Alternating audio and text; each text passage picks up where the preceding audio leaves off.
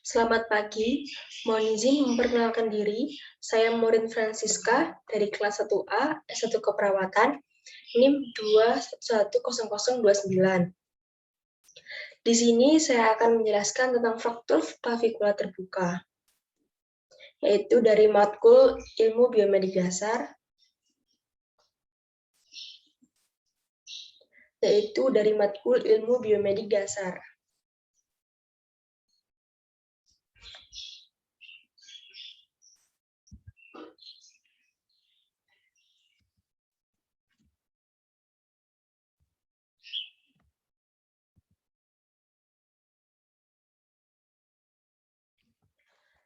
Di sini pengertiannya dari fraktur klavikula terbuka adalah hilangnya kontinuitas tulang klavikula, salah satu tulang pada sendi bahu.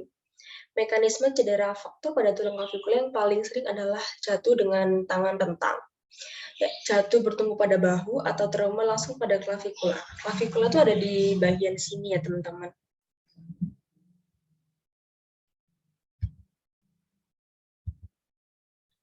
Nah, penyebab klavikula sendiri itu yaitu kan setiap patah tulang itu kondisinya itu beda-beda ya. Nah, tapi itu paling cenderung atau paling rentan terjadi itu di bagian tengah.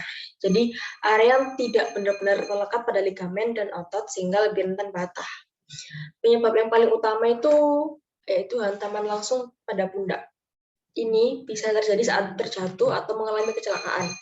Selain itu, cedera saat berolahraga juga merupakan penyebab yang umum terjadi. Tulang selangka ini belum mengeras sempurna, sehingga seorang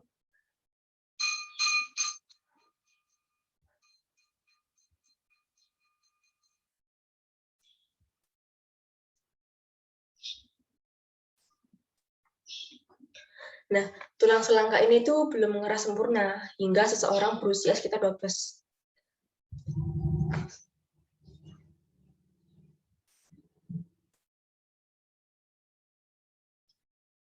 Tulang selangka ini tuh belum mengeras sempurna hingga sampai seseorang itu berusia 20 tahun. Umumnya sih olahraga dengan kontak langsung rentan mengakibatkan fraktur klavikula. Nah, jenis olahraga lain dengan kecepatan tinggi seperti ski atau skateboard juga rentan menyebabkan patah tulang.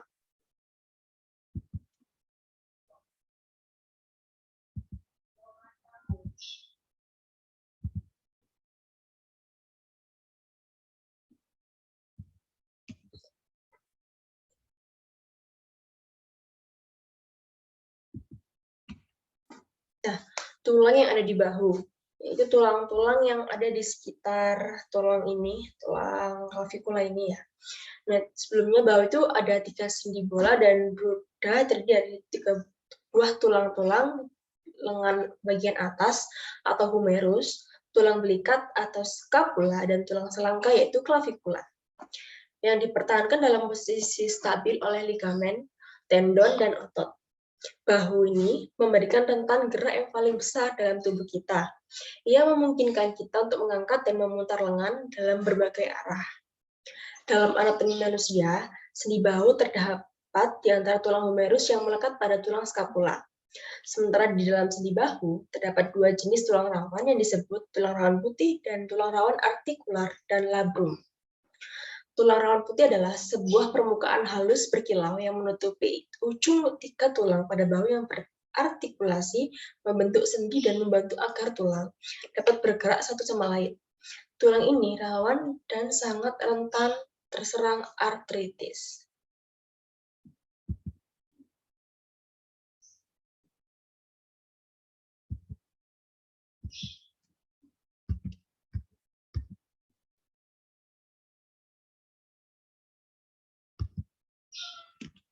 Nah, sekarang kita bahas otot yang ada di bahu.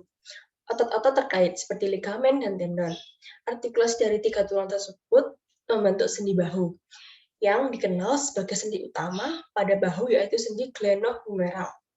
Ada 3 bagian utama pada otot bahu, yaitu yang pertama anterior deltoid atau bahu depan, middle deltoid atau bahu tengah, dan posterior deltoid ada bahu belakang. Selain itu, terdapat juga rotator cuff atau manset rotator yang terdapat pada kelompok otot dan tendonnya yang berfungsi menstabilkan bahu. Nah, sekarang kalau kita terkena clavicular terbuka atau kita cedera di bagian itu, penanganannya itu hanya satu-satunya itu dengan operasi. Karena kan kalau fraktur terbuka itu kan pasti ototnya itu kan bakal keluar kan, kayak keluar dari lapisan kulit ini.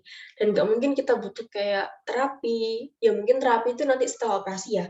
Kalau waktu operasi itu, maksud saya kalau waktu kita kecelakaan atau cedera gitu ya, terus terkena fraktur terbuka. Nah itu kan satu-satunya cara yang untuk memperbaiki ini itu salahnya operasi. Nah penanganan itu hanya dengan operasi itu yang pertama. Jadi apabila patah tulang selangka terjadi di lebih dari satu tempat atau benar-benar parah, rekomendasi penanganannya adalah dengan operasi. Dalam prosedur ini, ya, apabila patah tulang selangka terjadi di lebih dari satu tempat atau benar-benar parah, rekomendasi penanganannya adalah dengan operasi. Dalam prosedur ini, yang dilakukan adalah menempatkan tulang-tulang selangka kembali ke posisi semula. Jadi tulang-tulang yang tadinya keluar itu ditempatkan kembali ke posisi semula.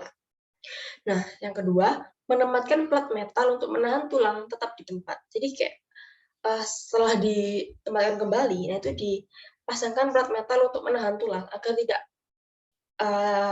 lepas lagi atau keluar lagi gitu. Jadi untuk menahan agar tetap di tempat.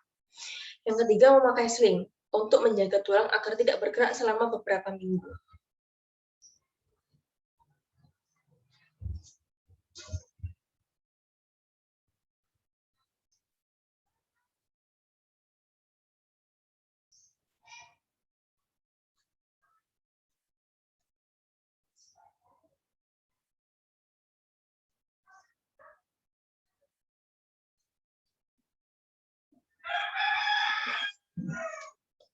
Sling tuh yang biasanya dibuat kayak nyangga tangan gini.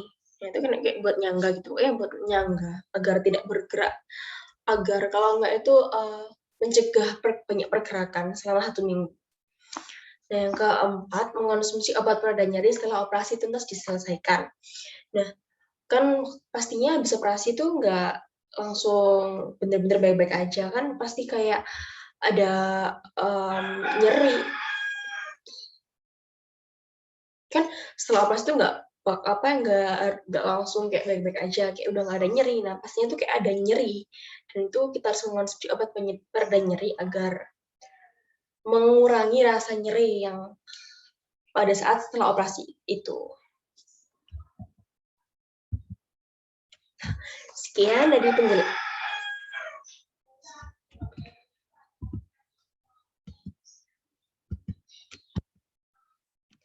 Nah, sekian penjelasan dari saya. Terima kasih sudah mendengarkan. Selamat pagi.